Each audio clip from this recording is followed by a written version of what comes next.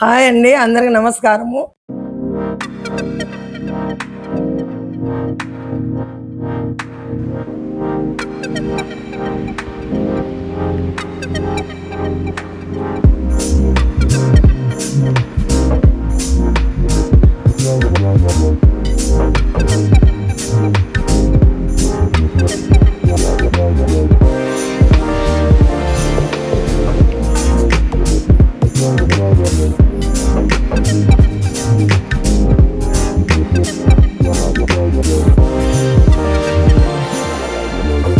నేను Kadapa నివాసిని, artist retired ఎంప్లాయీను.